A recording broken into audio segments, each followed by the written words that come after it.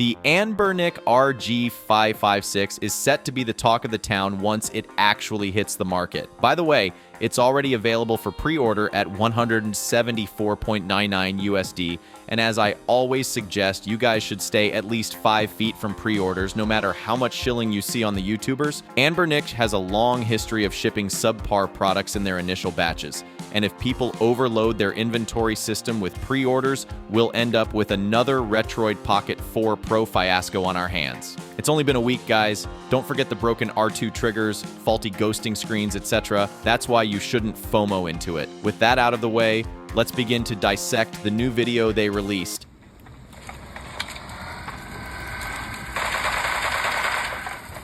Now, Anbernic has released a new video for the RG556, and pretty much everything they showed was either below 30 FPS and had micro stuttering.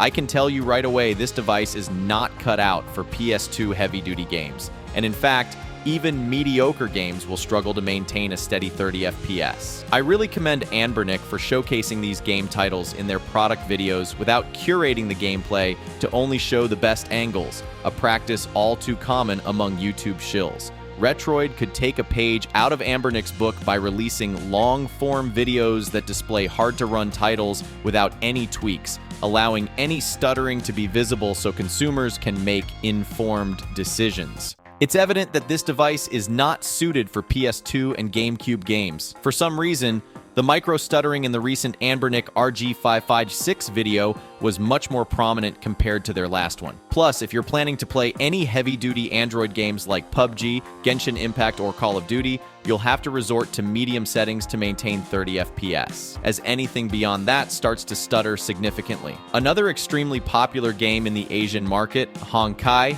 Star Rail, is nearly unplayable on this chipset. And how do I know all this? Because there's a phone that launched a couple of months back with the exact same specs as the RG556, called the Nubia Neo 5G. It features the same RAM and the same processor, the Unisoc T820 processor. There are numerous videos online showing this chipset struggling to perform well with Android games. One reviewer demonstrates barely 30 FPS gameplay of some cel-shaded PS2 games, which are generally easier to run, further indicating that PS2 and GameCube will be a struggle on this chipset.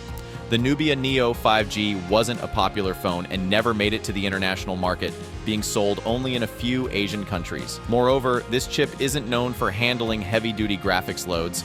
It's an all-rounder chip that performs decently across the board and is typically used in budget phones.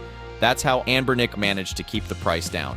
Now, since we're delving deep into this chipset, it's an opportune moment to discuss some issues, or you might say controversies associated with it. Unisoc processors have been found to be more susceptible to hacking due to a security flaw in their modem firmware. This vulnerability, uncovered by Checkpoint Research, impacts both 4G and 5G chipsets, and was particularly noted in the Unisoc T700 chipset inside a Motorola Moto G20. However, it's a widespread issue present in most Unisoc processors, putting several smartphones globally at risk. This vulnerability is especially alarming because Unisoc processors are commonly found in budget smartphones, which rarely receive software updates, but this was mostly a problem for cellular communication. For example, hackers could send a malformed packet to the victim's phone to either halt their communication or tap into it, which may not impact people like us, who use these retro handhelds primarily during pooping.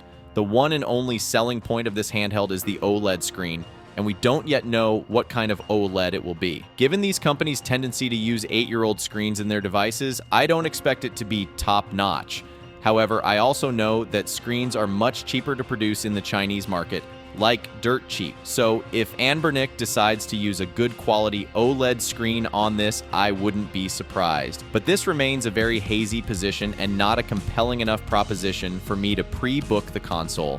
And as I've said in my previous videos about Anbernic, this should have been a product priced at $150 USD or below. It doesn't run PS2 and GameCube well, so why would I buy it? There's no real use case for me. There are just tons of other products on the market that do everything this product does, and even at cheaper rates. I'm including a link to Anbernic's latest video in the description, along with some links to the Nubia Neo 5G emulation tests and Android game tests, because that phone has the same specs as this handheld. Check them out to get a real idea of how things stand. By the way, I have a small piece of feedback for all the handheld reviewers who will be getting early review units. In the front part of your device reviews, show us how the game runs, especially the tough ones, not Devil May Cry or God of War, because they are heavily tweaked for this handheld. Show the games that are really tough to play, cover more games, show the faulty games. Maybe someone in your subscriber base just wants to buy this because they want to play that game that's stuttering heavily on this system. Nobody wants to see the teardown part of your video. There's nothing to tear down in this brick. There's a screen and a board. Anything else on that piece of electronics doesn't even matter. You guys showed a long-ass, detailed teardown of the Retroid 4 Pro, and what happened? Did the thickness of the vapor chamber and heat pipes even matter? The entire fan curve is all messed up, and have you seen how many are complaining about the heating issues? You're not jerry-rig everything, and don't try to be, just give people value. Give them what they've come for, an honest review. They subscribed to you because they believed you're going to be truthful to them, not the companies, just because they sent you a free piece to review. That's all I have for today, guys. Comment and discuss the matters, because these comments will help others understand more about the device. It doesn't matter if you hate this video, talk about it, tell me I suck, it's okay, whatever it is. Be vocal, because that's how we are going to improve this tech review space. It's in the gutter and entirely corrupted. Drop a subs, and if you liked what you see here. See you guys tomorrow. Take care.